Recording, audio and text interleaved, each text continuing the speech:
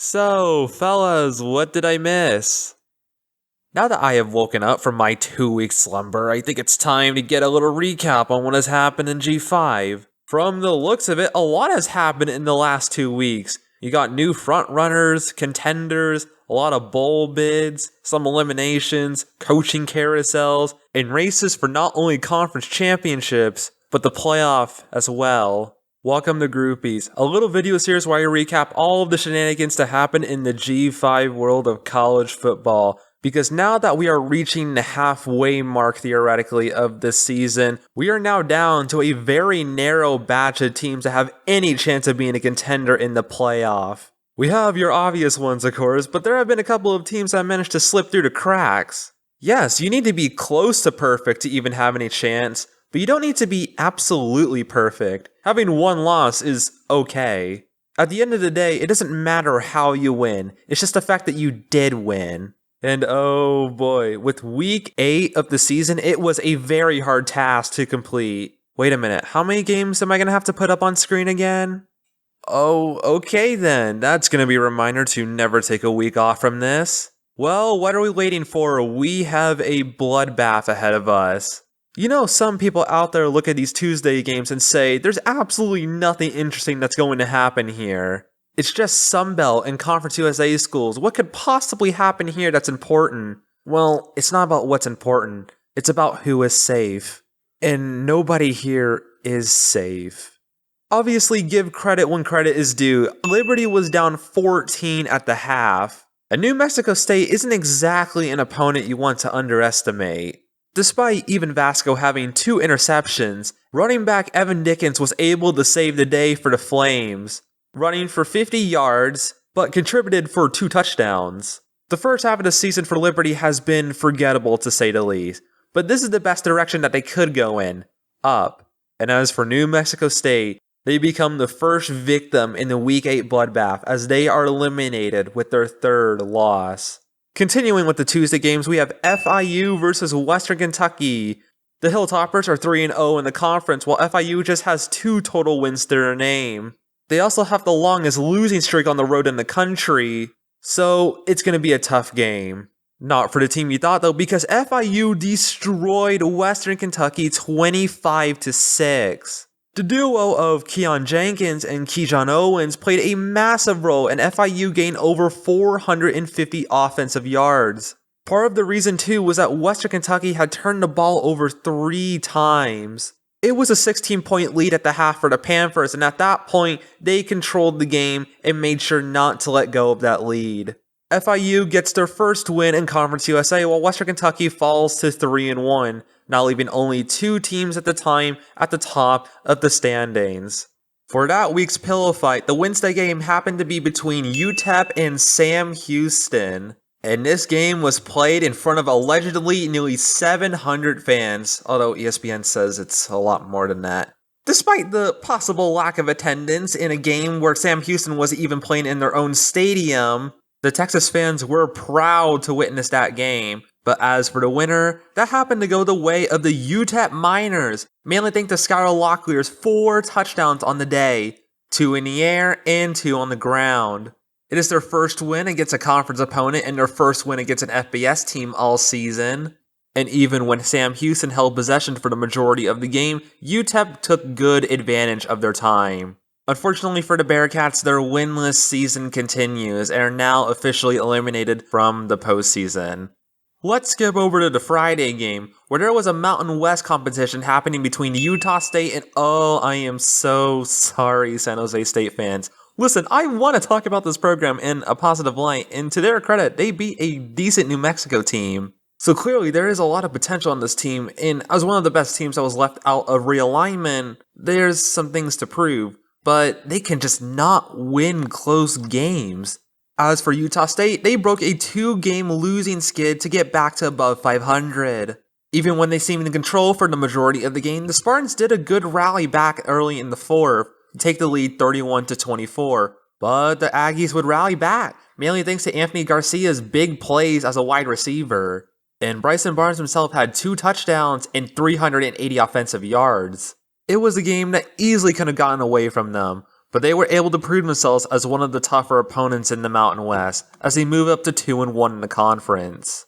Not much else happened during those weekday games. Arkansas State and South Alabama had a low-scoring thriller, the one in which the Red Wolves won. Jacksonville State continues their run in Conference USA, showing Delaware's who's boss. And East Carolina takes care of Tulsa, showing they can still be easily a dangerous opponent in the American. Now, if you thought any of those results were crazy, wait until you get into the slate of Saturday games.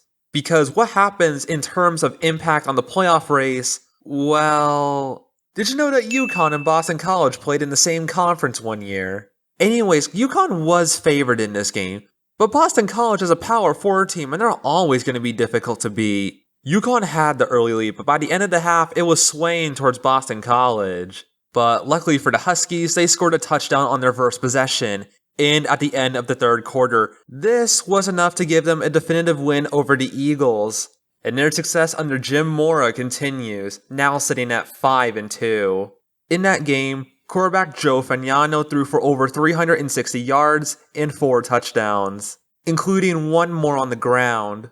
Well, isn't this a surprise? The Buffalo Bulls, currently undefeated in the MAC, is struggling against the UMass Minutemen who have yet to win a game. Even behind Daquan Robinson, the Bulls were struggling. With less than a minute left and down a singular point, they had to get to the other end of the field. This was a big penalty, and it pinned UMass back to their own 10. They then proceed to make no progress and get backed up even further, barely killing any clock, and were then forced to punt it away. Buffalo had second life at midfield. Let's see what they make of it. With possibly the most insane sequence of events happening in the final minute, Buffalo was able to come all the way back and hand UMass their 11th straight loss, still staying undefeated in the MAC. Those big plays were thanks to Josiah Gavins, and Victor Snow was the one that delivered the dagger. Maction is great. You should watch when you have the chance. A big game in the Mountain West with UNLV versus Boise State to remain undefeated in the Mountain West. Despite most people saying Boise State's season was on the ropes, the Broncos did not give up. Even with Maddox Madsen's 4 touchdowns and over 250 yards, UNLV was hanging with them for the first bit. But Boise State was able to hold them off defensively, and the Rebels' hope for an undefeated run comes to an end. As for Dylan Riley, the Boise State running back, he had 13 yards per carry for 200 yards. Combined with UNLV's shaky defense, he was in for a productive night. Coastal Carolina was down 14 points against Appalachian State. You gotta give some credit to the Mountaineers, they had some convincing control this game. If you look at it statistically though, it was actually pretty even. All it took was just a couple big plays. The tide was turning massively. The Chanticleers scored 2 touchdowns to enter in the fourth, down only 3. That is when their defense came up with their biggest plays. They put up 39 solo tackles, 7 for loss, and 4 sacks. They would score again late in the fourth to take down App State, not only knocking them out of a possible Sun Belt championship berth, but their hopes for somehow making the playoffs as well. This team looked shaky at the beginning part of the season, but they're clearly dangerous now. Don't underestimate them. Speaking of the Sun Belt and potential playoff implications, we have Old Dominion versus James Madison. Remember when the Monarchs were a dark horse? Eventually, reality just struck in again. But for James Madison, this is their reality. Barnett looks amazing as he had 6 touchdowns on the day. His wide receivers accumulating another 3. This team possibly has one of the most underrated offense and defensive lines in the country, and there's a very real path for them to make it into the playoffs. 63 points against a pretty hyped Old Dominion team should tell you how the Sun Belt is going to play out. Now bowl eligible only in week 8, I think it's time for them to start getting some real attention. We're not done with the Sun Belt yet. As while all that was happening, we had a game with Texas State versus Marshall. Let's just say that the game was very back and forth, but it ended up being Texas State that came back from behind to force it into overtime. They both would score, sending it into second overtime, where Texas State would kick a field goal. They got sacked pretty hard, but for Marshall, they were able to go all the way down and simply run it in to end the game. While this was a really intense game on both sides, it could have been won before overtime, as Texas State had 3 turnovers to Marshall's 1. For a team currently in rebuild, they're sitting at a pretty respectable place in the Sun Belt standings, while as for Texas State, they're now on their 4th consecutive losing game.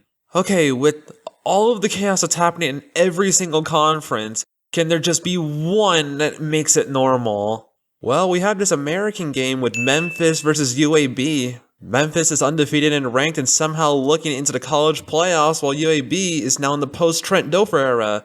It's time for the Tigers to remain undefeated going into USF game, and that is not happening. This is post-Dilfer era UAB. There's a lot of chips on their shoulders.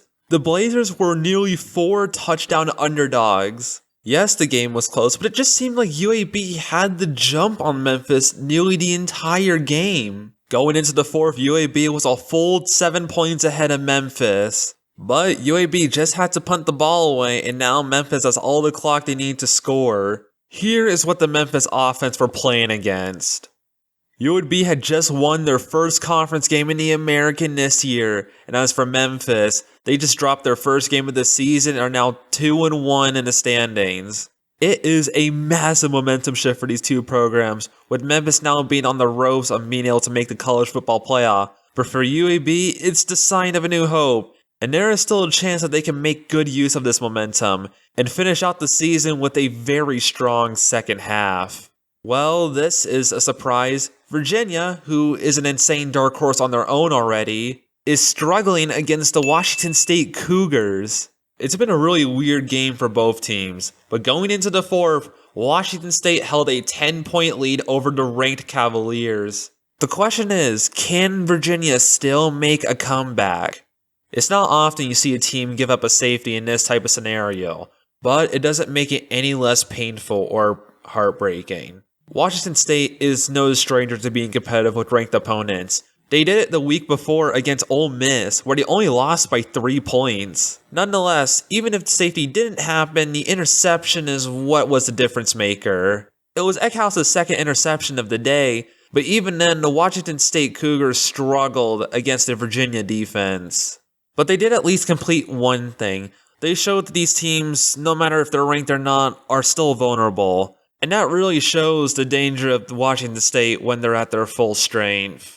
To wrap off Week 8, we have Lafayette from FCS playing the Oregon State Beavers, who are 0-7. Now, Lafayette isn't a bad FCS squad by any means, but for the Beavers, it might as well be. It might be their only opportunity to win a game this season. The game started off slow with field goals for each of them, but then it really took off in the second quarter. Lafayette would score a touchdown and a field goal to make it a 3-point lead. But a couple drives later into the third, and Lafayette turned it over on downs. The first time they would turn the ball over this game, and Oregon State just kind of woke up from that. They struck at the right time and scored 3 consecutive touchdowns. And in the 4th, they scored 2 more afterwards, and made it a very convincing 45-13 win. The mistakes were still aplenty for Oregon State.